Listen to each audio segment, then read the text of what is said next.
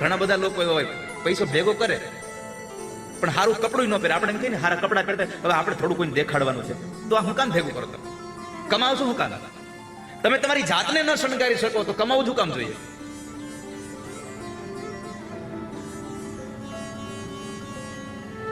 જિંદગીના છેલ્લા શ્વાસ સુધી એવી રીતે રહેવાનું કે મૃત્યુ આવે ને તો મૃત્યુને આનંદ થવો જોઈએ. વાહ, આવા લોકોને હારે જવાય આપણે છે. મરણને પણ આનંદ થવો જોઈએ. તો દાદાએ કોઈ દિવસ નામ લીધું નહીં, પૈસો નકરો ભેગો કરવામાં વેળા. અંત સમય આવ્યો એટલે દીકરાઓને એમ થયું કે બાપુજી ભગવાનનું નામ લીધું હારું, ઓછે છેલ્લે જતા એને સુધરી તો જાય મરણ. પણ બાપુજી નામ કેમ લે?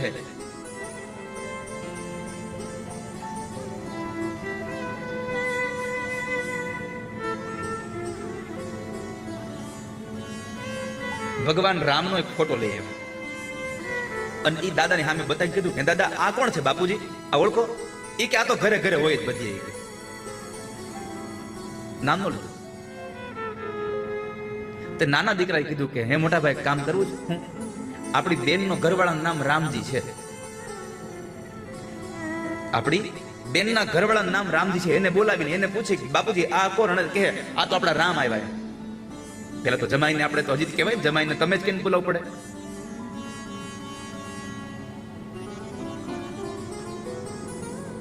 નવગ્રહ હારા, આ 10મો ગ્રહ નહીં હારો. ઈ રિહાઈ જાય પછી માને જ નહીં કોઈનું. ઓલા તો જપથી નહીં માની જાય, હોમથી માની જાય. આ કોઈથી માને નહીં. તો કીધું હા એને બોલાવી. એટલે બેનના ઘરવાળાને બોલાવ્યા. બાપુજીના ખાટલા પાસે ઉભા રાખીને પૂછ્યું બાપુજી આ કોણ છે? બાપુજી એમ આ તો પબલીનો વર છે. એ કે એમ તો નો જ કીધું આ રામ આપણે જમાય છે. આ તો પબલીનો વર છે. છોકરાને થયું આમ નામ નહીં લે તો હાલો આને રામજી મંદિર લઈ આવે. એમ તો બોલશે રામજી મંદિર છે.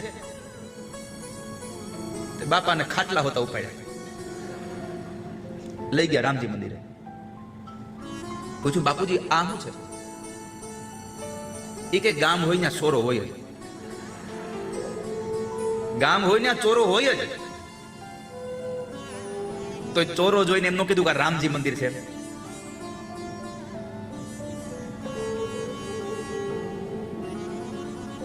કીધું અંદર લઈ જાય, હાલો મૂર્તિ દેખાડીએ. બાપુજી આ કોણ છે? મંદિરના દરવાજા ઉખાડીને બતાવી મૂર્તિ. આ કોણ છે? એ કે ચોરો હોય ને આ ચોરાની અંદર આ હોતે હોય જ. પણ એને ભગવાનનું નામ ન લીધું. કારણ એને પહેલેથી ક્યારેય ભગવાન પ્રત્યે પ્રીતિ નહોતી થઈ, પ્રેમ નહોતું થયું. અને એટલા માટે ભગવાન વ્યાસજીએ લખ્યું છે જન્મલાભ પરહ પુંસામ અંતે નારાયણ સ્તુતિ. અંતમાં પરમાત્માનું નામ લેજો. ઘણા લોકો કહેતા આપણે તો ઘરડા થાવ પછી આપણે ભગવાન નામ જ લેવા છે ને. જાણે એને કેમ ખબર હું કાલે જીવવાનો છું, ક્યારે જતું રહેવાનું એની કોઈ ખાતરી નથી. વાલા ભક્તો, ક્યારે વયું જવું પડશે બધું જ મૂકીને. સવારે દવાખાને લઈ ગયા હોય, સાંજે સ્મશાન લઈ જવાના. હમણાં કોરોના ગયો, ખબર નથી પડતી કોણ ક્યારે વયું જશે.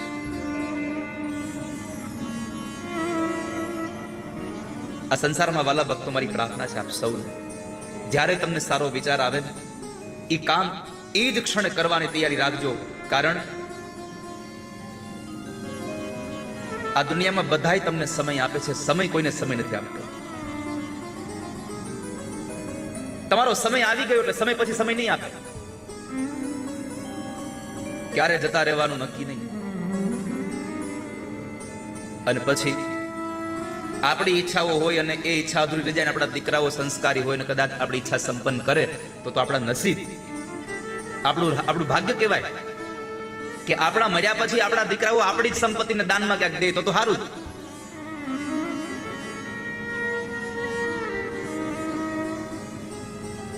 એક જોયા જેવું નથી?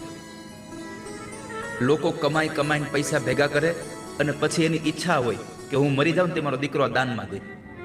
એને સ્વર્ગસ્થ લખાવવાની ઈચ્છા થાય, એને શ્રીમાન લખાવીને જતા હું વાંધો છે કોને ખબર?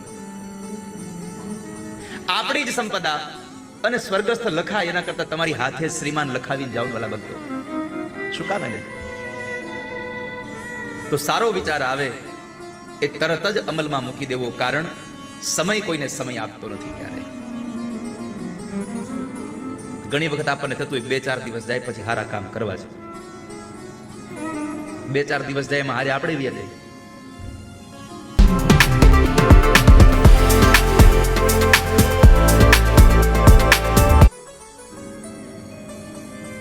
કોણ જાણી શકે કાળને રે, સવારે કાલ કેવું થશે.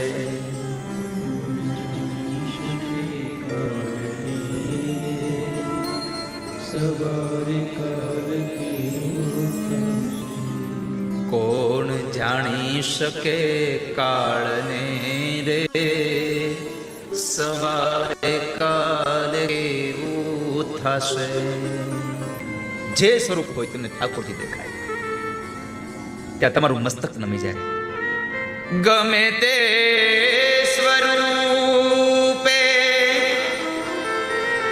ગમે ત્યાં બિરાજો, ગમે તે સ્વરૂપે ગમે ત્યાં બિરાજો, પ્રભુ મારા વંદન, હરિ મારા વંદન, પ્રભુ મારા વંદન, હરિ મારા વંદન. ગમે તે સ્વરૂપે ગમે ત્યાં બિરાજો, મારા વંદન છે તમને. તમે જ્યાં પણ બિરાજતા હો. આ સંસારમાં બધા જીવ પરમાત્મા છે.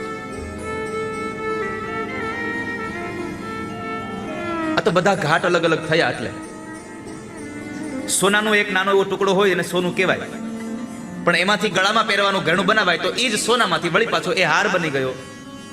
કાનમાં પહેરવા માટે થાય તો કુંડળ બની ગયા, પણ જ્યારે કુંડળ તૂટી જાય ત્યારે વળી પાછું સોનું થઈ જાય, કારણ જે હતું એ મૂળ થઈ ગયું.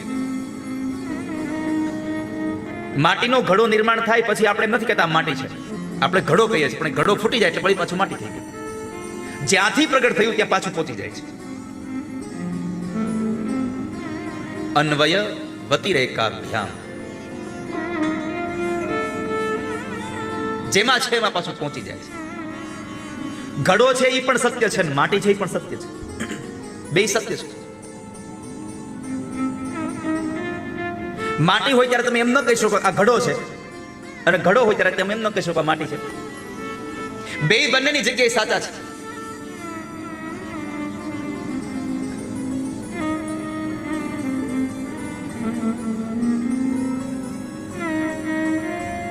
એકવાર રાજા જનક સુતા હતા અને સ્વપ્ન આવ્યું કે આડોશી પાડોશીના રાજ્યના એ રાજાઓએ ચઢાઈ કરી અને મિથિલા ઉપર એમણે હક જમાવવા માટે થઈને બધાને મારે છે. કેટલાયને મારી નાખ્યા. રાજા જનકે ગુપ્ત માર્ગેથી એના રાણીને સાથે લઈ અને નીકળી ગયા, અને એવી દશા થઈ ગઈ કે કટોરો લઈ અને બધી ભીખ માંગી રહ્યા છે.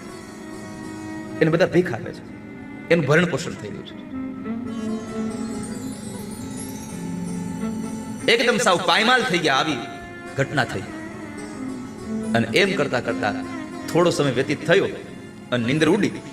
ત્યાં તો એને પાછા પલંગમાં બિરાજે છે, સુતા છે, સૈનિકો એનો ચોકી પહેરો કરે છે. રાજા જનકને વિચાર થયો કે આ શું? આ સત્ય છે કે ઓલું હમણાં જોયું સત્ય છે? સત્ય શું છે? સવારમાં સભા ભરી, બધા જ ઋષિ મુનિઓને બોલાવ્યા. એમાં કોઈ ઋષિ મુનિ જવાબ નતા આપી શકતા. એમાં એક કલહ નામના એક ઋષિ હતા. એ જ્યારે વેદ મંત્ર ગાતા હતા, એના પત્ની બાજુ બેઠા હતા, અને વેદ મંત્રો જ્યારે કોલો નામના ઋષિ ગાતા હતા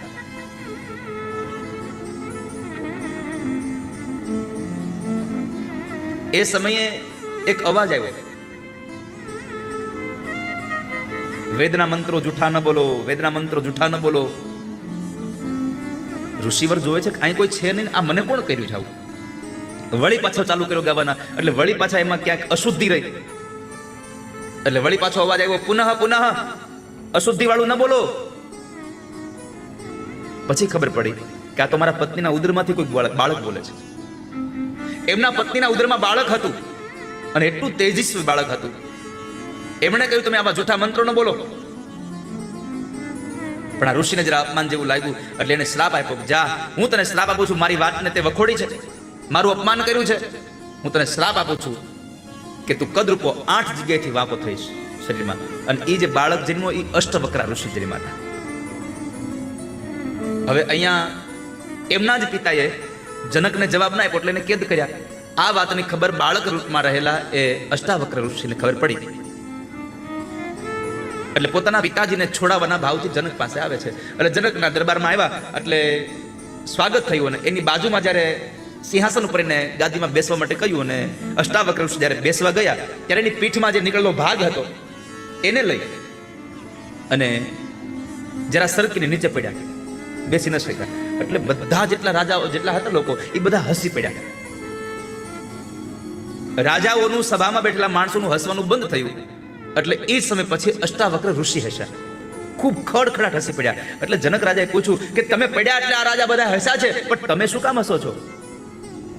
અને ત્યારે અષ્ટાવક્ર ઋષિ બોલ્યા હતા કે જનક, તમે સભા ભરી પણ રાજાની નહીં, મોચીની સભા ભરી છે.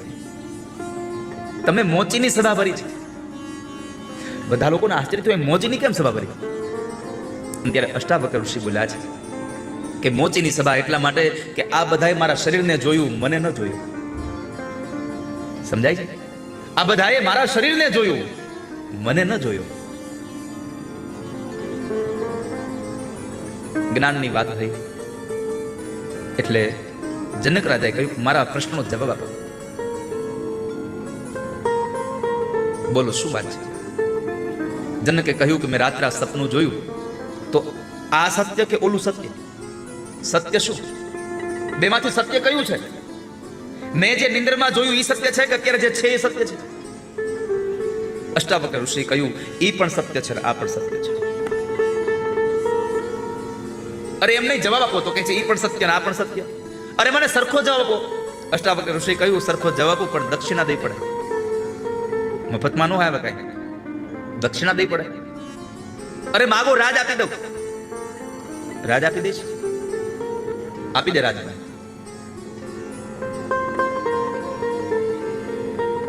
તમે રાજા. અષ્ટાવક્ર ઋષિએ એક માયા રચી. એક બ્રાહ્મણ આવે છે. બ્રાહ્મણ આવીને કહ્યું કે મહારાજ જનક મને દાન આપો ને, મને દાન આપો ને. જનકે કહ્યું મેં બધું આ દાન તો આપી દીધું છે, ઋષિને દાનમાં આપી દીધું છે. અષ્ટાવક્ર ઋષિ બોલ્યા કે એલા દાન દીધા પછી હજી અભિમાન છે? તને યાદ છે? દાન દીધા પછી તને યાદ છે? દાન દીધા પછી હંમેશા ભૂલી જાવ.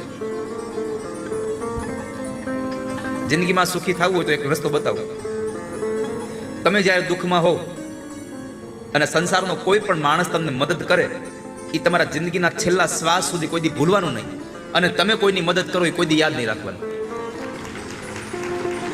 આ સૂત્ર જીવનમાં રાખજો. हम लाए हैं मीशो का बेस्ट प्रोडक्ट सिर्फ 113 में ईवी लाई बटर. પણ થાય છે ઊંધું. કોઈ કે આપણને મદદ કરી હોય આપણને યાદ ન હોય, આપણે મદદ કરી હોય યાદ હોય. હંમેશા આપણો માનવ સ્વભાવ છે.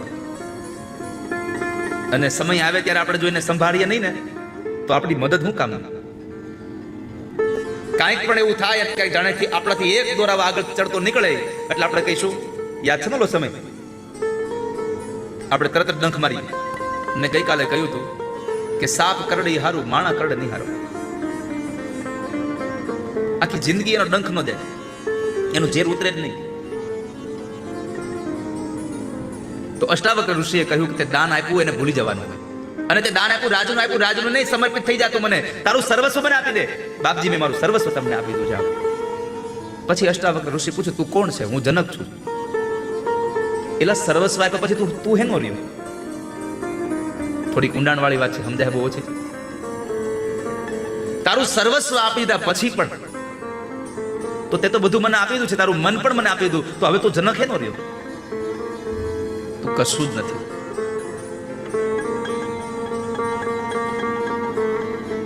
બાપજી, આપ મને જવાબ આપો, આ સત્ય કે ઓલું સત્ય?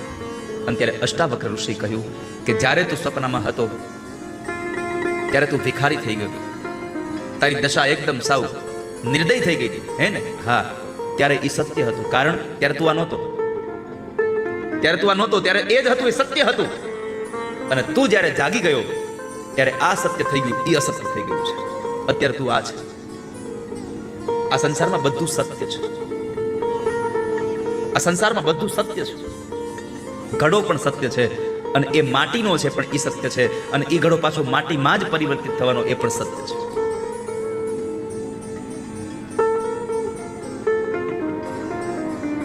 તો અહીંયા પ્રભુ યત્સ્યાત સર્વત્ર સર્વદા છે. ઘાટ ઘડ્યા પછી નામ રૂપ ઝૂંઝવા, ઘાટ ઘડ્યા પછી નામ રૂપ ઝૂંઝવા, અંતે તો હેમનું હેમ જ છે. એ તો એના ઘાટ થયા એટલે નામ પડ્યા, બાકી તો એ સોનું જ છે. તો પરમાત્માએ કહ્યું, હું બધી જગ્યાએ છું, યત્સ્યાત સર્વત્ર સર્વદા. એ કથા બતાવી. અને ભાગવત મહાપુરાણ છે રાજા, એટલે મહાપુરાણના 10 લક્ષણો. અત્ર સર્ગો વિસર્ગશ્ચ સ્થાનમ પોષણમૂતય મન્વંતરે ઈશાનો કથા નિરોધો મુક્તિરાશ્રય. આ શ્રીમદ ભાગવત એ મહાપુરાણ છે, એટલે એના 10 લક્ષણો બતાવી અને દ્વિતીય સ્કંદને ત્યાં વિશ્રામ કર્યો. તૃતીય સ્કંદ એટલે સર્ગ લીલા, જેમાં વિદુર અને મૈત્રેયનો સંવાદ છે. હસ્તિનાપુરના મહામંત્રી વિદુર સમૃદ્ધિવાન ઘરનો ત્યાગ કરી અને પોતે તીર્થયાત્રા માટે નીકળી ગયા હતા. રાજા બાપજી, વિદુરજી શા માટે યાત્રાએ નીકળ્યા? એને એવું તે શું થઈ ગયું? તો કહે છે, રાજા સાંભળ, જ્યારે કૌરવો અને પાંડવો જ્યારે જુગાર રમ્યા ત્યારે પાંડવો હારી જાય છે, અને એમાં છેલ્લે તો પાંડવો પોતાની પત્નીને પણ, દ્રૌપદીને પણ હારી જાય છે. અને દ્રૌપદીના જ્યારે વસ્ત્રહરણ થતા હતા ત્યારે લાજ ભગવાને બચાવી છે. અને આ સંસારમાં લાજ તો ભગવાન જ રાખે છે ને. આ દુનિયામાં લાજ પ્રભુ રાખે છે. કોઈ કોઈની લાજ ઉગાડતું નથી, કોઈ કોઈની લાજ ઢાંકતું નથી. આ દુનિયામાં કદાચ ઉગાડનારા હશે, ઢાંકનાર તો પ્રભુ છે. પરમાત્માએ દ્રૌપદીની લાજ રાખી છે. એકલા દ્રૌપદીની નહીં, પ્રભુએ તો કેટલા લોકોની લાજ રાખી. મીરાની લાજ રાખી,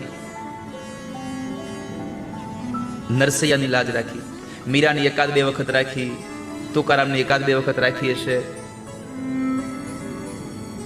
પરંતુ નરસિંહ મહેતાની 52 વખત લાજ રાખી મારા હરિએ.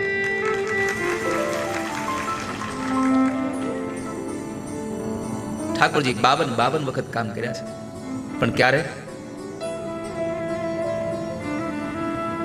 ક્યારે તો કહે છે કે ગમે તેવી આપત્તિ આવે, ગમે તેવું કામ આવે, દરવાજા બંધ કરે અને ઠાકોરજીની સામે બેસી જાય, અને ભગવાનના નામ સિવાય કોઈ આધાર નહીં. રહેવા નથી ઝૂંપડું અને જમવા નથી જુવાર, બેટા બેટી વળાવ્યા. જેને દીકરા દીકરીને વળાવ્યા અને વળી પાછા કોઈ ન વળાવે એવી રીતે વળાવ્યા, કોઈ લગ્ન ન કરે એવી રીતે લગ્ન કર્યા. કુંવરબાઈનું મામેરું કરવા ગયા, કાંઈ ઘટતું હતું?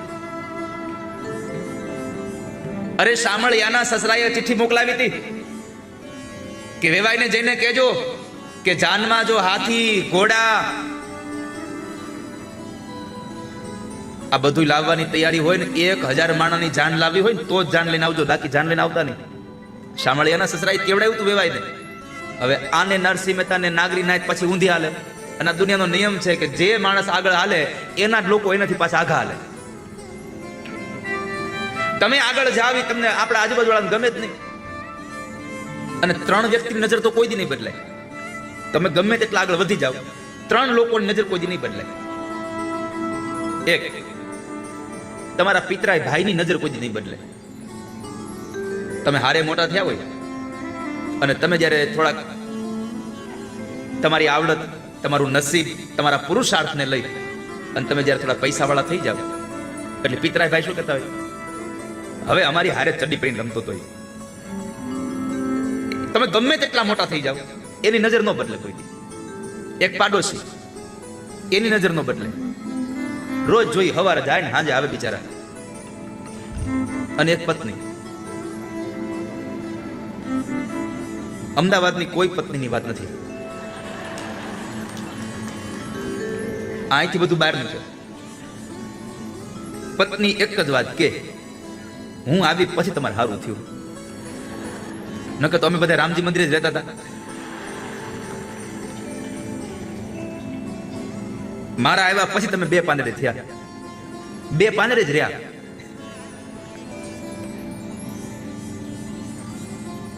આ ત્રણેયની કોઈ દિવસ નજર નહીં બદલે, એનો ભાવ નહીં પરિવર્તિત થાય, અને એ આવે પછી સારું થાય.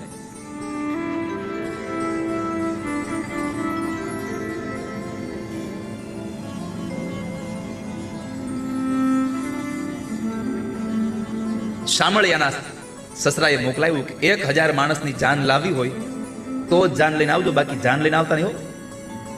અને એવા સમયે નાગરીનાથે નક્કી કર્યું હતું કે આપણે કોઈને નરસૈયાના છોકરાને જાનમાં જવાનું નથી, આપણે જવાનું છે નહીં કોઈને. જે ચિઠ્ઠી આવી ને એમાં ઉપર લખ્યું હતું જય શ્રી કૃષ્ણ. નરસૈયાએ વાંચી જ નહીં. નરસિંહ મહેતાએ એના વેવાઈની ચિઠ્ઠી વાંચી જ નહીં. એ કે આમાં સરનામું તો કનૈયાને લખ્યું, આપણે શું કામ વાંચવી જોઈએ? એને ભગવાન પાસે મૂકી દીધી અને પ્રભુને કીધું આ તમે વાંચી લેજો, તમારી કઈ ચિઠ્ઠી આવી છે. અને લગ્નનું ટાણું આવ્યું. માણેક મહેતીએ યાદ કરાવ્યું, મહેતાજી, એ મહેતાજી. અરે બોલો બોલો, શું હતું મહેતી? અરે આપણા શામળિયાના લગ્ન આવી ગયા. કેદી છે? અરે હવે 7 જમણ રહ્યા, અઠવાડિયું બાકી રહ્યું. ઓહો, 7 દિવસ બાકી નથી તો કઈ હું ઉપાધિ કરું છું. 2 દિવસ ગયા, વળી પાછું મેં કીધું આ છોકરાના લગ્ન છે હો. કેટલા દાડા રહ્યા? 5 દાડા, કઈક તો કરો.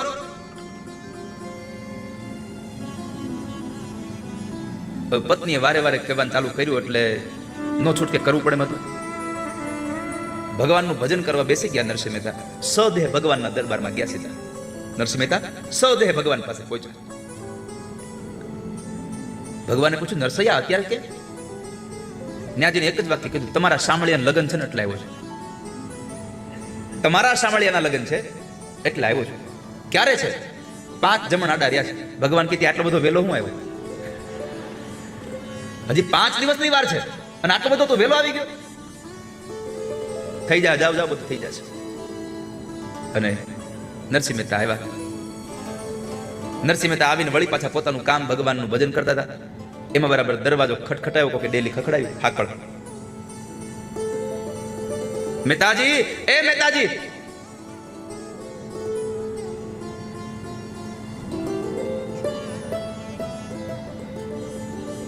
બરાબર મહેતાજી ભજનમાં હતા એટલે મેતીએ દરવાજો ખોલ્યો. ત્યાં તો એક કડિયું પહેર્યું હતું, ધોતી પહેરી હતી અને લાલ ગમચો નાખ્યો હતો. રસોઈ આવ્યા હતા. મેતી કીધું, ભાઈ તમે કોણ? અરે એ તો હું રસોઈયો છું. આપણે શામળિયાના લગ્ન કર્યા છે તો રસોઈ બનાવવાના છે, પૂછવા આવ્યો છું કે આપણે રસોઈમાં શું બનાવવાનું છે? કાજુ પાક કે બદામ પાક કે શું બનાવવાનું છે? મેતી કે ઘરમાં સિંગદાણા નથી.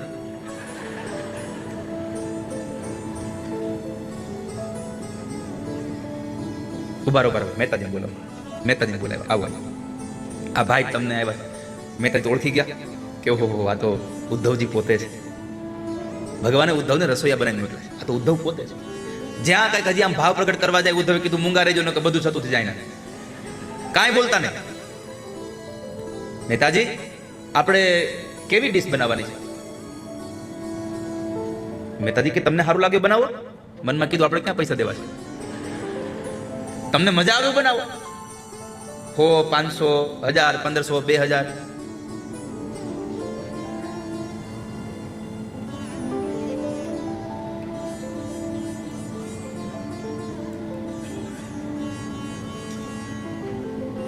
વધારે ભાણું કેટલા રૂપિયાનું થતું છે? સૌથી મોટામાં મોટું ભાણું હોય કેટલા થતું છે આમ અંદાજે? હે રાજુભાઈ? 5 દન.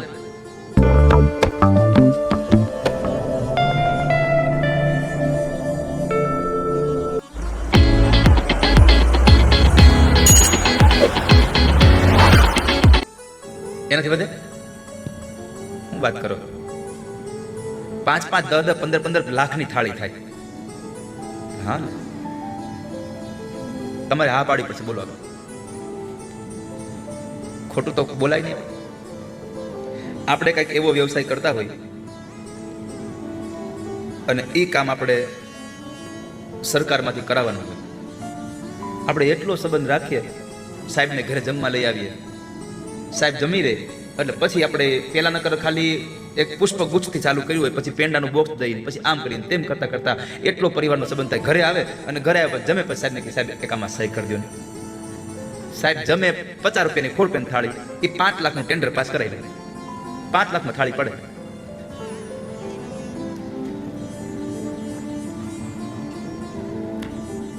ભગવાને ઉદ્ધવને કીધું તમારે જે બનાવવું બનાવો. અર્જુન આવ્યા, રંગ ઘોળવા વાળો. મહેતાજીને પૂછ્યું, મેતી હતા તે મેતીને પૂછ્યું કે હે મેતી, એ ગોરાણીમાં પાકો કલર કરું કે ડિસ્ટમ્બર? મેતી કે ચૂનાનો મેળ નથી, અને આ તું આ ક્યાં આ બધું લઈને આવ્યો? પણ સંતોએ લખ્યું છે નરસિંહ મહેતાના જીવન ચરિત્રોની પુસ્તકમાં કે આખા જુનાગઢને એક રાતમાં રંગ કર્યો. આખા જુનાગઢને રંગ્યું હતું શામળિયાના લગ્નમાં. અને જાન નીકળી 7 જણા, મુદળ હાથ. જેવા બરાબર વેવાઈના ગામમાં પહોંચ્યા, ઉપરથી લક્ષ્મીજી કીધું પ્રભુ આમ જુઓ તો ખરા, આ લાજ તમારી જાહે હો. કારણ હરિને ભજતા આજ દિન સુધી કોઈની લાજ જતા અમે નજરે દીઠી નથી ક્યારે. જેણે જેણે ભગવાનને ભજ્યા છે એની કોઈની લાજ નથી ગઈ.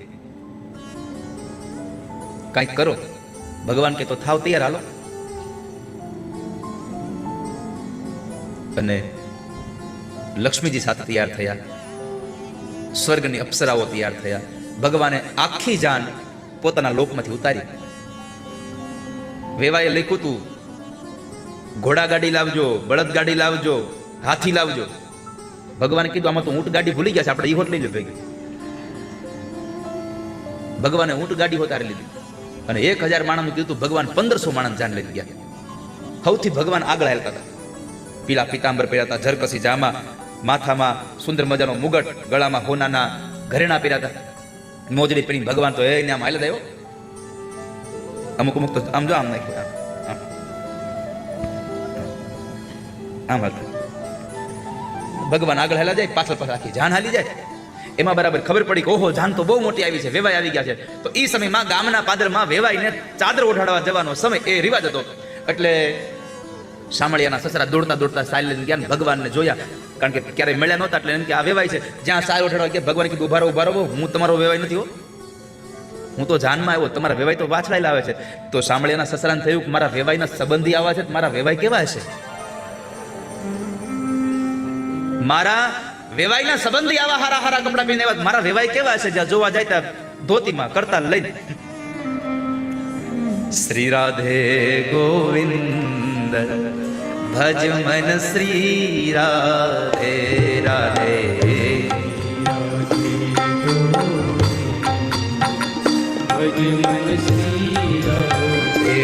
ગોપીએ જવાબ આપ્યો, ભગવાન મરી જ ગયા હો તમે તમારા વગર, પણ હજી જીવીએ છીએ એનું એકમાત્ર કારણ છે તવ કથામૃતમ. તમારી કથાથી અમને આજે જીવન મળ્યું છે ઠાકોરજી. જો તમે ન હોવ તો અમે મરી જ જઈએ ક્યારે નહીં. કથામૃતનો અમૃતનો અર્થ છે ન મૃતમ યસ્માત ઇતિ અમૃતમ, કે જે માણસ કથાનું પાન કરે ને એ કોઈ દિવસ મરતો નથી. કથા યાને કે ભગવાનના નામનું, ભગવાનના ગુણાનુવાદનું જે પાન કરે છે. શરીરથી તમે મરી જાઓ પણ તમારા નામથી તમે જીવંત રહી જાઓ. આ મીરાબાઈએ જો ભગવાનના નામનું પાન કર્યું, હજી જીવે છે કે નહીં? નરસિંહ મહેતાએ ભગવાનના નામનું પાન કર્યું, હજી જીવે છે કે નહીં? નહીં તો આપણે ક્યાં નરસિંહ મહેતાને જોયા કોઈ દી? કોઈ આપણી હાથની પેઢી હગા થાય છે, છતાંય નરસૈયાનું નામ આવે તો આપણે કેટલા આનંદિત થઈ જઈએ છીએ. મીરાબાઈનું નામ આવે તો આપણે કેટલા પ્રફુલ્લિત થઈ જાય કે મીરાબાઈની કથા ચાલે છે. કેમ? આ બધાએ ભગવાનના નામને પીધો છે, અને ભગવાનના નામનો મહિમા જેટલો છે. બધા જ અહીંયા જેટલા બેઠા છો ને, તુંડે તુંડે મતિર ભિન્ના, બધાની બુદ્ધિ કઈ ખરખી ન હોય. બધાને મગજ તો ભગવાને બે જ આપ્યા છે, પણ ઘણાને એક હાલે, ઘણાને એક નો હાલે, ઘણાને અડધું હાલે.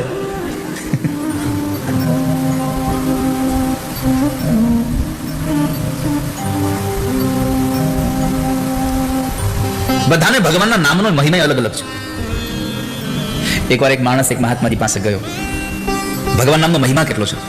એક માણસ એક મહાત્માજી પાસે ગયો અને મહાત્માજી કીધું કે મહારાજ, મને છે ને નામની અંદર બહુ મારું મન લાગ્યું છે, મને કંઈક એક મંત્ર આપી દો ને, મારું કલ્યાણ થઈ જાય મંત્ર મને આપી દો.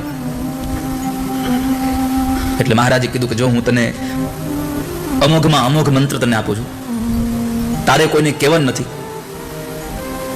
એટલો મૂલ્યવાન મંત્ર છે કે તારે કોઈને કેવું નહીં. ભલે બાપજી આપી દો. બહુ રાજી થઈ ગયો. મહારાજીએ કાનમાં કીધું રામ નામ મંત્ર આપ્યો. ખાલી રામ. રાજી થઈ ગયો. મને કેટલો ગુપ્તમાં ગુપ્ત મંત્ર આપ્યો. એ તો રાજી થઈને કહ્યું મહારાજે કે તું રામ નામનું લેતો રહેજે.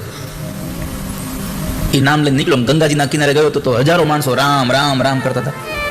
આની ચકરી ફરી કે ઓલા મારા તો કહેતા કે તારી મારી સિવાય કોઈ ખબર નથી, અને અહીંયા તો હજારો માણસો બોલે છે. એને એ રામ નામ લેવાનું બંધ કર્યું. સીધો મહારાજ પાસે આવ્યો કે આવી ખોટી વાતો કેમ કરો તમે? ઘણા આવા હોતા હોય,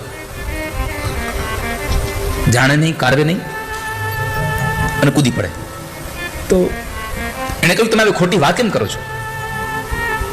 એટલે મહારાજે પૂછ્યું કે શું વાત ખોટી કરી? તમે તો કહેતા કે હું તને બહુ મોટો મંત્ર આપું છું, બહુ ગુપ્ત મંત્ર છે. આ તો હું ગંગા કિનારે ગયો તો આ રામ તો હવ લેતા હતા નામ. એને પેલા સાંભળ્યું હતું રામ નામ, પણ એને ખબર નહોતી આ ક્યાંથી ગુપ્ત હોય. આ થોડો મોંઘો નામ છે, આ તો બધા લે છે, સસ્તું છે. મહારાજે કીધું કામ કરીશ, લાવો લાવો. અને એ સમયમાં હશે અવસર કે આવું થયા પછી પણ માણસ એ વ્યક્તિની વાત માનીને પાછું કામ કરવા જાય. અત્યારનો હોય તો કે તમારું કામ કોણ કરે? એ વખતમાં પરંપરા હશે કે મહાપુરુષોના વાતને અવગણના ન કરવી. એટલે એ માણસે કીધું લાવો શું કરવાનું છે? મહારાજે ઉભા થઈને પોતાના ઝૂંપડીમાંથી એક નાનો એવો એક ચળકતો કાચનો ટુકડો આપ્યો અને કીધું કે આ લઈને તું બજારમાં જા. બજારમાં જઈને તારે આની કિંમત કરવાની છે, વેચવાનું નથી, યાદ રાખજે. આપી દેવાનો નથી, તું ખાલી આની કિંમત કરાવીને લઈ આવ. આણે જોયો કાચનો ટુકડો છે એટલે ચાલતો નીકળ્યો. મહારાજે એવું નતું તું આની જ પાસે જાજે. એ ચાલતો નીકળ્યો તો બરાબર બજારમાં એક શાકભાજી વાળા કોઈ ભાઈ હતા, એને પૂછ્યું કે ભાઈ આની કિંમત કેટલી આવે? ઓલાએ જોયું ને કીધું કે ચળકતો પદાર્થ છે, છોકરાને રમવામાં કામ આવશે. એક કિલો બટેટા આવે આના, એક કિલો બટેટા આવે આના. લઈ લીધો, વેચો નથી, લાવો. લઈને નીકળ્યો. સોનીની દુકાને ગયો. સોનીને આપ્યો એટલે સોનીને કીધું આ તો એને એમ લાગ્યું કે આ પોખરાજ, પેલી આંગળીમાં પહેરવાનો જે પીળો ગુરુનો રંગ આવે ને એ પોખરાજ જેવું પથ્થર લાગે છે. એટલે એને કહ્યું કે આના 100 રૂપિયા આવે. ઓલાએ કિલો બટેટા કીધા, આને 100 રૂપિયા કીધા. એટલે થોડીક ભાવ વધ્યો. તો કે વેચો નથી, લાવો. પાછો આગળ ગયો, મહાજનની દુકાને ગયો. મહાજનને બતાવ્યું. મહાજને જોઈને કીધું કે આ તો ખરેખર આ પોખરાજ જેવું જ લાગે છે. એટલે એને કીધું આના 1000 રૂપિયા આવે.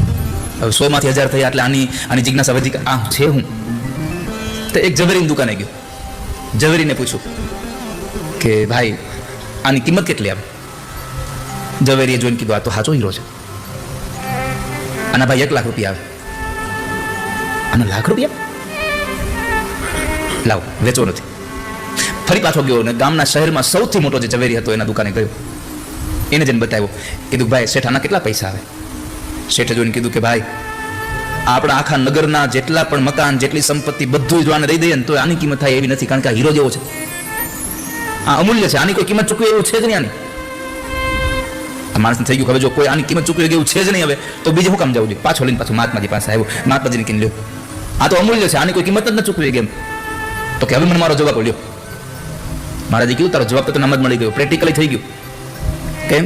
તો કહે છે કે વસ્તુ એક ને એક હતી, પણ જેમ જેમ પારખનારા માણસના હાથમાં ગઈ ને એમ એમ એની કિંમત વધતી ગઈ. રામ નામ તો એક જ છે, પણ રામ નામને જે સાચો પારખી જાય ને એના માટે કિંમત મહામૂલી થઈ જાય છે. વાલા ભક્તજનો, એને પારખવી જરૂરી છે. એની કિંમત તો એટલી જ હતી. તો આપણે સૌ આ ભગવાનના મહામૂંગા આ નામનો મહિમા લેવા માટે આપણે અહીંયા બેઠા છીએ. અને ઠાકોરજી આપણને આવીને આ અવસર આપી રહ્યા છે. તવ કથામૃતમ તપ્ત જીવનમ કવિભીરીડિતમ કલ્મષાપહમ. તવ કથામૃતમ તપ્ત જીવનમ. આ સંસારના જેટલા પણ તપેલા જીવાત્માઓ છે એ બધા તપેલા જીવાત્માઓથી એને શાંત કરવા માટે કોઈ શ્રેષ્ઠ સાધન હોય તો એ પ્રભુ તમારી કથા છે. આ ગોપીઓ બોલી છે દસમા સ્કંદમાં. પ્રભુ તમારી કથા છે એ અમને સાંત્વના આપે છે. ગમે તેટલો થાકી ગયેલો માણસ હશે સંસારથી, પણ ભગવાનના મંદિરમાં જશે અને સત્સંગમાં જશે, જો ભગવાનની ધૂન કીર્તનમાં જશે એટલે બધો થાક ઉતરી જાય. કથાનો અર્થ જ છે થાકને ઉતારે. એ કથા થાકને ઊંધું કરી નાખો, બહુ સીધો હિસાબ છે. જીવનનો થાક ઉતારે એનું નામ છે આ કથા. ઘણી વખત શરીરનો દુખતું હોય, મગજ દુખતું હોય. ઘણાને મગજ બહુ દુખે, અને મગજને દુખાવો બંધ કરવો એને કથામાં જાવ. કારણ કે મગજનો દુખાવો એને થાય બહુ વધારે પડતું મગજ અકાયું અને ખોટી જગ્યાએ અકાયું. એટલે તમે આમ સરસ મજાના રસ્તા ઉપર ચાલ્યા જતા હો તો થાક ઓછો લાગે, પણ રેતીમાં ચાલતા હો તો થાક વધારે લાગે. તો જે માણસ મગજથી થાકી ગયો છે, પોતાના વિચારોથી થાકી ગયો છે, એવા માણસોએ પ્રભુના સત્સંગમાં જતું રહેવું. કે જે માણસ સત્સંગથી અમર થઈ જાય છે, કથામૃતનું પાન કરે. અષ્ટમ સ્કંદમાં ભાગવતમાં કથા છે કે દેવતાઓએ અમૃત પીધું. તમને બધાને ખબર છે કે દેવો અને દાનવો ભેગા મળી અને પેલા સમુદ્ર મંથન કર્યું. મેરુ પર્વતનો રવૈયો બનાવ્યો, વાસુકી નાગના નેત્રા બનાવ્યા અને મંથન કર્યું. એમાંથી અમૃત નીકળ્યું. એ દેવતાઓ પીધું, પણ અમૃત પી અને દેવતાઓ અમર બની ગયા, અભય ન બન્યા. આ સંસારમાં તમે કેટલું જીવો છો ને એ બહુ અગત્યનું નથી, પણ તમે અભયત્વ સાથે કેટલું જીવા, ભય વગર કેટલું જીવા. બાકી તમે કંઈક એવું કામ કરી નાખો અને ભયમાં ને ભયમાં તમે કદાચ 5 વર્ષ જીવો, સારામાં સારા મોંઘા મહેલમાં જીવો, સારામાં સારી તમને સુવિધા સાથે જીવો, તો એ તમે હરખું જીવી ન હોય ગયા હો. કારણ ભય હતો અંદર. ભયમાં માણસ રોજ મરે છે. એ ભયમાંથી છૂટવા માટે કથામૃત છે. અમૃત અમર બનવું સહેલું છે, અભય બનવું બહુ મુશ્કેલ છે. અને અભયત્વને પ્રાપ્ત કરવું હોય તો અમૃત નહીં, કથામૃતનું પાન કરો. એટલા માટે ભગવાન વ્યાસે લખ્યું, નિગમ કલ્પતરોર્ગલિતમ ફલમ શુકમુખાદમૃત દ્રવ સંયુતમ પીબત ભાગવતમ રસમાલયમ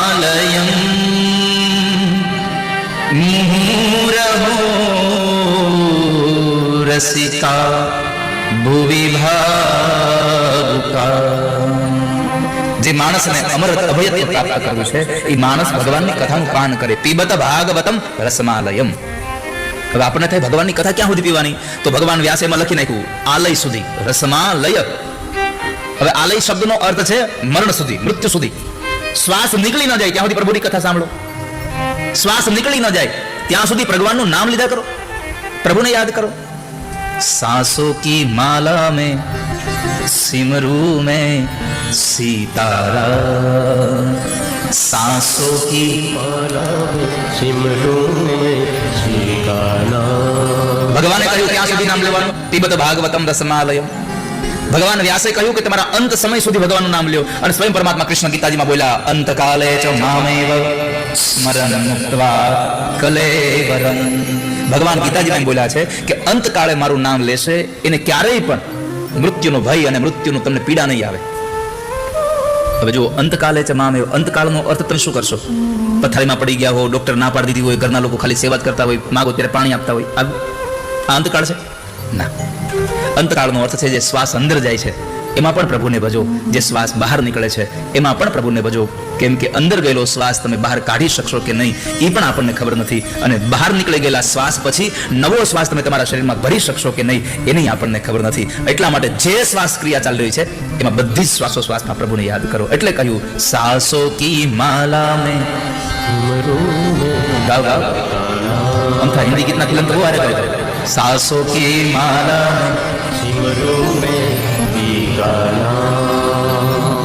સીતારામ. તમે જે ભગવાન જો નામ તો ગમે તે છે, નામ રૂપ ઝુંઝવા અંતે તો હેમનું અંતે તો સોનું જ છે. એક શેઠજીએ એના પત્નીને કીધું, સાંભળ્યું, તેજરીમાં થોડુંક સોનું આપ ને, મારે વીંટી બનાવડાવી છે. પત્ની કહ્યું કે તેજરીમાં સોનું છે જ નહીં. અરે શું નથી, હરકું જોવા એમાં હશે, દે ને મને. પત્ની કહ્યું છે જ નહીં, પણ એમાં ચાવી લાવ. પત્ની કીધું પણ તમે કોઈ દી સોનું લાવ્યા જ નથી તો ક્યાંથી હોય તેજરીમાં? અરે પણ તું ચાવી દે ને. અને પછી આપણને ખબર હોય કે એમાં સોનાની નાની એવી ટુકડો કે લગડી કઈ પડ્યું ન હોય, અને પછી આપણે ચાવી કઈ રીતે આપી, તમને બધા બહેનોને ખબર છે. તમારી વાત માને નહીં, અને પછી પાછું જે તમારે એનું કયું કરવું પડે, અને તમે કેમ એને ચાવી આપો તમને ખબર છે, એટલે એનો અનુભવ મારે કઈ તમને કહેવાની જરૂર નથી. હસો છો કેમ તમે કયો પેલા? તો પત્ની આમ આમ અકળાઈને ચાવી આપી, લ્યો ચાવી. પેલો માણસ ચાવી લઈને તેજરી ખોલી. પત્નીના ઘણા બધા ઘરણાઓ અંદર પડેલા હતા. એમાંથી એક જૂની વીંટી, આમ એકદમ સેફ એનો બગડી ગયેલો, તૂટી ગયેલી એવી જૂની વીંટી કાઢીને, આ રહ્યું હોનું. પત્ની કે આને હોનું કહેવાય? આ વીંટી છે. ઓલો કે હોનું છે, તો કે ના વીંટી છે. હું હોનું છે? આ શેમાંથી બની? તો કે હોનામાંથી. તો હોન ન કહેવાય? ના, એને વીંટી કહેવાય. પતિ કહે છે પણ તું એને વીંટી નથી કહેતી, તું એને વીંટી કહે છો, પણ આ છે હોનું જ. હવે તો એક વિચાર કરે, આને હમણાં આને આપણે ગાળી નાખીએ સોની પાસે જઈ, અને પછી નાનો ટુકડો કરી નાખી તો કે હોનું છે. આ વીંટી છે. આને એક ગોળ રિંગ કરીને આમાં નાકમાં પહેરવું કરીએ તો કે નથ થઈ જાય. એને હોનું ન કહેવાય, એ છે હોનું જ, પણ તો એ કે નથ જ કહેવાય. પતિ એટલું જ સમજાયું કે જેવા જેવા ઘાટ ઘડે ને એવા એવા નામ પડે. નામ રૂપ જુજવા છે, અંતે તો હેમનું. તમે એને એમ ન કહી શકો કે આ હોનું નથી. એમ ભલે તમે વીંટીમાં એને રૂપાંતર કર્યું છે, પણ છે તો સોનું જ. તો નામને લીધા કરજો વાલા ભક્તજનો. જે નામ આપણા માટે આવશ્યક છે. મરણને સુધારી દે એવો મહિમા છે ભગવાનના નામનો. મૃત્યુને મંગલ બનાવી દે એવો પરમાત્માના નામનો મહિમા છે.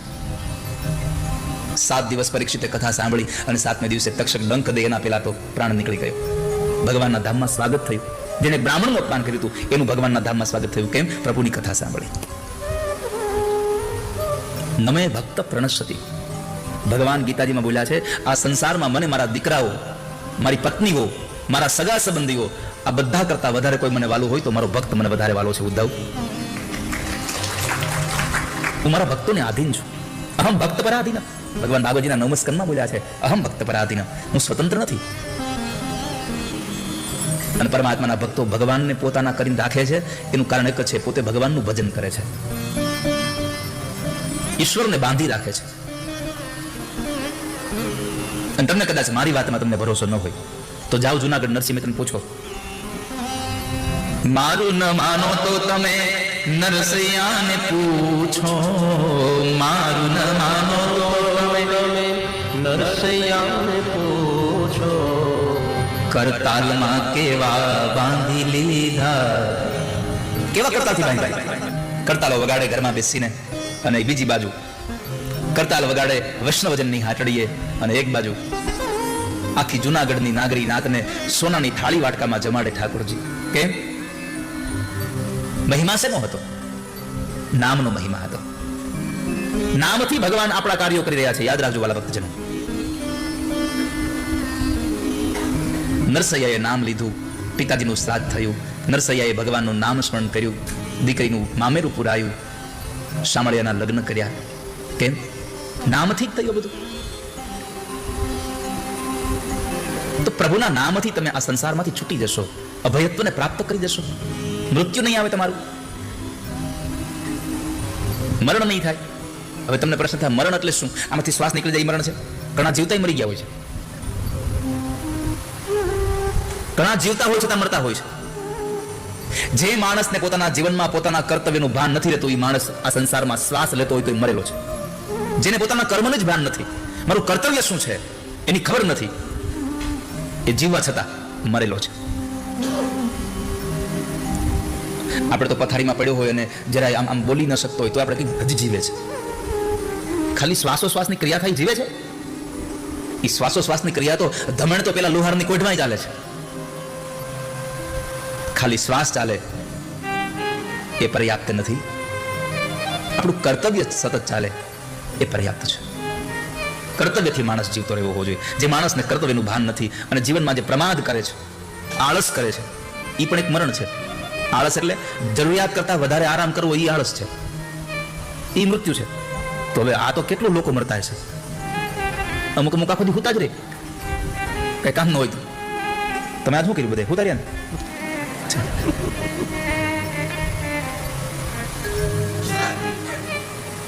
જરૂર કરતા વધારે આરામ કરવો એ પણ મૃત્યુ છે આ સંસારમાં. બીજું, ગરીબીનું મૂળ છે આપણું પ્રમાદ. એક સૂત્ર લખી રાખજો તમારી જિંદગીમાં. ગરીબીમાં તમારો જન્મ થાય ને એમાં તમારો કશો જ વાંક નથી.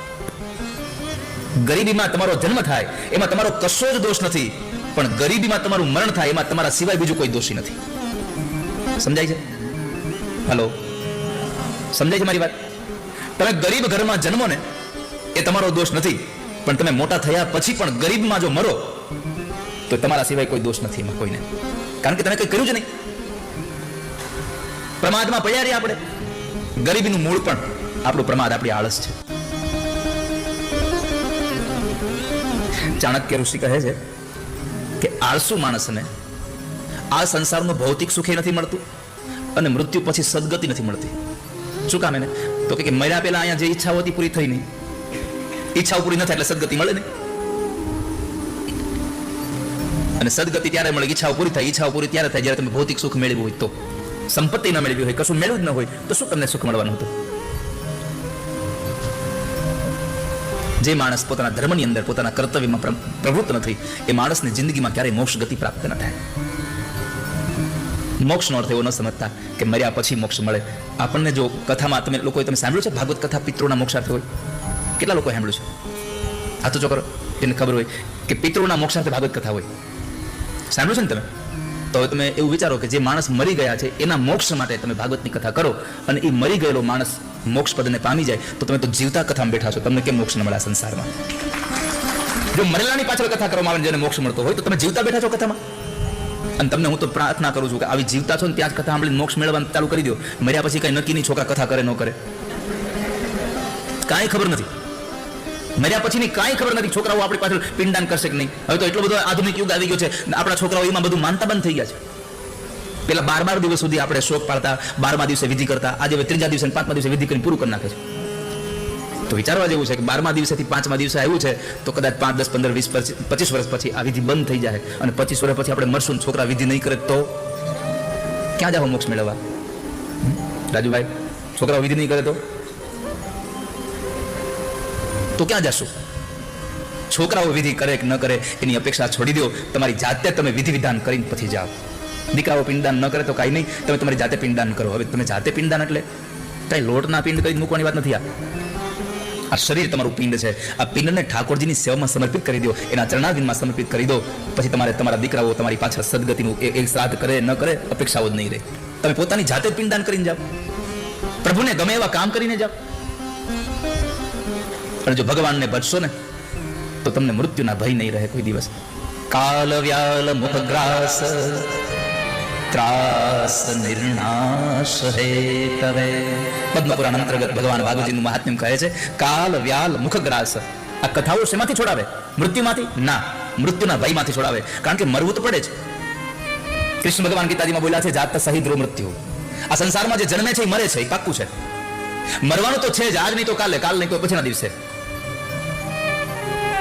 મરવું તો પડશે જ, એમાં હાલ છે નહીં તમારું. પરંતુ એ મરણનો ભય છૂટી જાય એના માટે ભગવાનની કથા. એટલે ભગવાન વ્યાસ બોલ્યા કાલ વ્યાલ મુખગ્રાસ ત્રાસ નિર્ણાશ હેતવે. મૃત્યુના ત્રાસમાંથી છોડાવે એનું નામ છે ભગવાન નામ સ્મરણ, ભગવાનની કથા. મૃત્યુમાંથી નહીં છોડાવે, મરવું તો પડશે જ, આજ નહીં તો કાલ.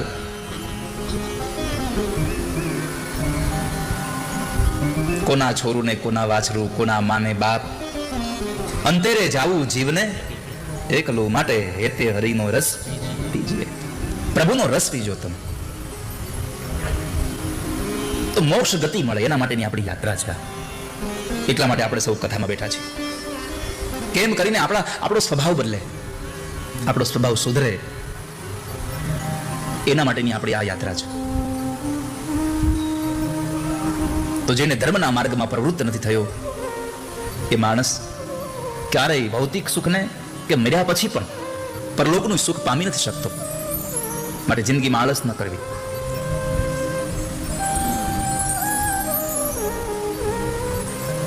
આપણે પ્રાથમિક શાળામાં કે ગમે ત્યાં ભણતા ત્યારે એક સૂત્ર વાંચ્યું હતું, આળસ એ જીવતા માણસની કબર છે.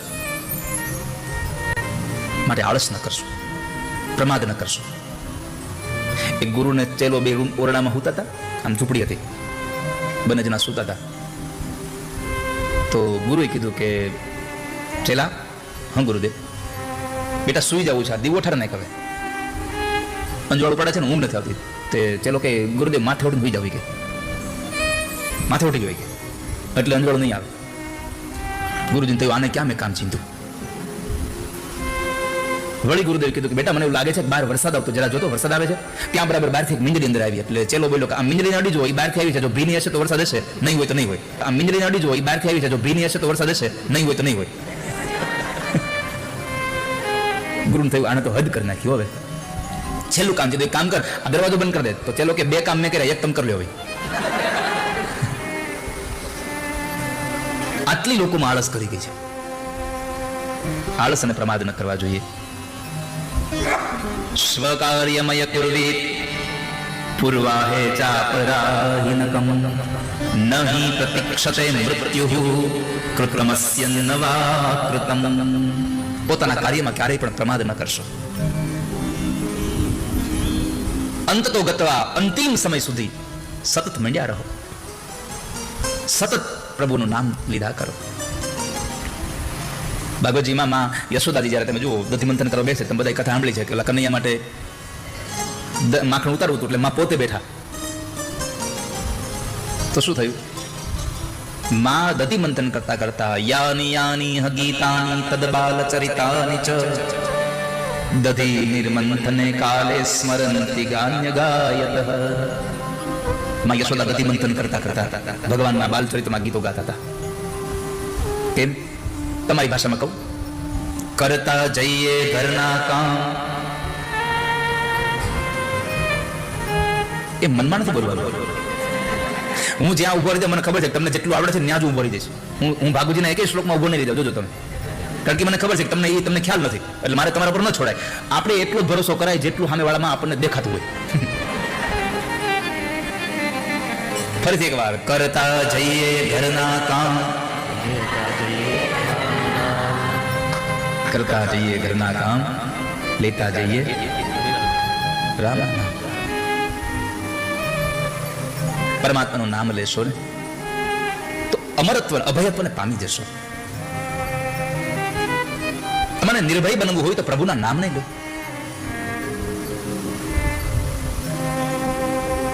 રામ રટણ સાંજ સવારે, બીક પછી કોની અમારે. રામ રટણ સાંજ સવારે, બીક પછી કોની અમારે. એક વાત મને પણ કહી દઉં, હારે આવ્યું છે તો તમે ભગવાનનું નામ લેશો ને એટલે દુનિયા તો બોલશે. જો કથામાં આવશો, અહીંયા બેઠા છો કથામાં, અને કથામાં આવીને તમે જો ધૂન કીર્તન આવે તાળીઓ પાડશો ને તો બાજુ તરત કે આને તો ઉભરાઈ ગઈ લાગે, તરત જ બોલશે આને ભક્તિ ઉભરાઈ ગઈ લાગે. અને તાળીઓ નહીં પાડો આમ બેસો તો કે આને તો નાસ્તિક જેવો છે, તાળીઓ નથી પાડતો. કુછ તો લોગ કહેગે લોગો કા કામ હી હૈ કહેના. દુનિયા છે, તમે તાળી પાડશો તો બોલશે, નહીં પાડો તો બોલશે. એટલે એની પરવા ન કરો. રામ રટણ સાંજ સવારે, બીક પછી કોની અમારે. રામ રટણ સાંજ સવારે, બીક પછી કોની અમારે.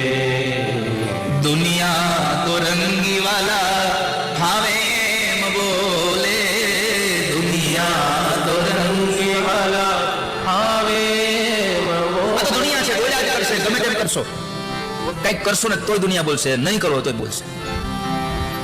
આનું કામ જ છે. અને અમુકને સ્પેશિયલ કેસમાં ભગવાન મોકલ્યા દુનિયામાં, એને એ જ કરવાનું, બીજું કંઈ કામ જ નહીં. અમુકને ખાલી સ્પેશિયલ કોકની ભૂલ ગોતો જ મોકલ્યા દુનિયામાં. તમે જોજો અમુક ઘણા કથામાં આવે ને તો એ જોવે કે આ થોડીક લાઈટ આ બાજુ મૂકી, આ બાજુ મૂકી તો સારું થોડીક, એ તારે લાઈટ લેવા દેવા છે, તું કથા સાંભળે શાંતિથી.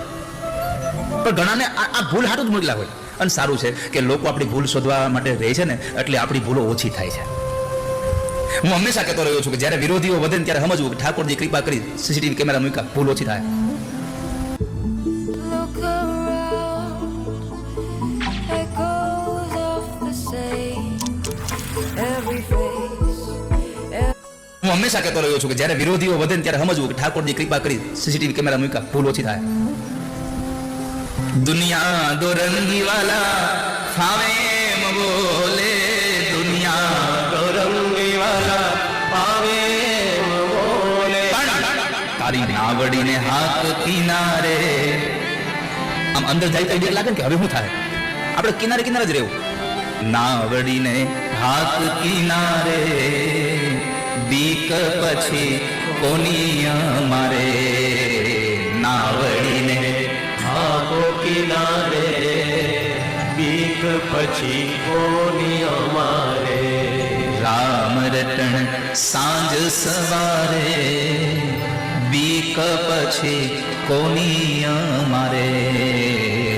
રામ રટણ સાંજ સવારે, બીક પછી કોની અમારે. તમારું મન ભગવાનમાં લાગી જશે ને પછી તમને સંસારની બીક વહી જશે, મૃત્યુનો ભય છૂટી જશે. પ્રભુનું નામ તમને મરણમાંથી નહીં બચાવે, પણ મરણના ભયમાંથી અને મરણના જે અંતિમ સમયની જે વેદનાઓ છે એમાંથી તમને ચોક્કસ બચાવી દેશે. માટે પ્રભુને યાદ કરીએ. એટલે પ્રભુ પાસે માંગવું જ જોઈએ, પ્રભુ બીજું કઈ થાય કે ન થાય, પણ બસ મારો અંતિમ સમય આવે ત્યારે તમારું નામ મારા જીભ ઉપર હોય, તમારું સ્મરણ મારા મનમાં હોય, મારી આંખ સામે તમારી મૂર્તિ હોય. તારી કૃપા કરજો નાથ. इतना तो करना स्वामी, जब प्राण तन से निकले, गोविंद नाम लेकर. जब प्राण से निकले, અમારું પ્રાણ નીકળે ત્યારે ગોવિંદ તમારું નામ હોય. તમારા નામ લેતા લેતા માં યશોદાએ જ કહ્યું ભગવાનને, પ્રભુ તમારે આપવું હોય તો એટલું આપો કે જેમ આજે ખોળામાં બેઠા છો, આજે મારી પાસે છો, એમ જ્યારે તમારી માં યશોદા આ ધરતી છોડે, આ શરીરને છોડી દે, ત્યારે તમે ઠાકોરજી મારા ખોળામાં બેઠા હો, તમારી યશોદા પ્રાણ છોડી દે એટલી કૃપા કરો. બીજું કશું નથી જોઈતું. અરે દાદા ભીષ્મને પૂછ્યું ભગવાને કે દાદા માગો જે માગવું હોય. દાદા ભીષ્મના આ પ્રસંગમાંથી વાલા ભક્તજનો વિચારવા જેવું છે. પ્રભુ પાસે જઈને માગવું શું જોઈએ. આપણે તો સવારમાં જેવા મંદિરમાં ગયા નથી કાંઈ કીધું નથી, હે ભગવાન થોડો ધંધો વધ્યો કંઈક કરજો, પણ હવે કેટલો કરવો છે. પરમાત્મા પાસે માગવું જોઈએ, પ્રભુ મને તમારું સ્મરણ રહે. ભાગવતજીના 12મા સ્કંદનો શ્લોક છે, ભવે ભવે યથા ભક્તિ પાદયો સ્તવ જાયતે, તથા કુરુષ્વ દેવેશ નાથસ્ત્વમ નો યતઃ પ્રભો. ઠાકોરજી કૃપા એટલી કરજો કે અમારા જીવ ઉપર તમારું નામ રહે, દરેકે દરેક અવતારમાં, દરેકે દરેક જન્મમાં. ભવે ભવે યથા ભક્તિ, તમારી ભક્તિ થાય અમને, અને તમારી ભક્તિ ન થાય તો કાંઈ નહીં, પણ તમારી જેને ભક્તિ થઈ હોય ને એનો સંગ થાય, અમને વૈષ્ણવનો સંગ થાય, એવી કૃપા કરો ઠાકોરજી. દાદા ભીષ્મ જ્યારે ભગવાનની પાસે ઉભા છે, આખો પ્રસંગ તો બહુ દિવ્ય છે. કુરુક્ષેત્રના મેદાનમાં યુદ્ધ ચાલતું અને એ યુદ્ધમાં બરાબર દુર્યોધને દાદા ભીષ્મને મેણું માર્યું કે દાદા તમે મારા પક્ષમાંથી લડો છો, પણ તમે હિત પાંડવોનું ઈચ્છો છો. અને વાતે સાચી છે. મહાભારતમાં લખ્યું છે, ભગવાન કૃષ્ણએ દાદાને પૂછ્યું કે દાદા તમે મને પ્રેમ કરો છો તો તમારે અમારી હું જ્યાં હોઉં ત્યાં તમારે રહેવું જોઈએ. હામે પક્ષમાં હું કામ ગયા?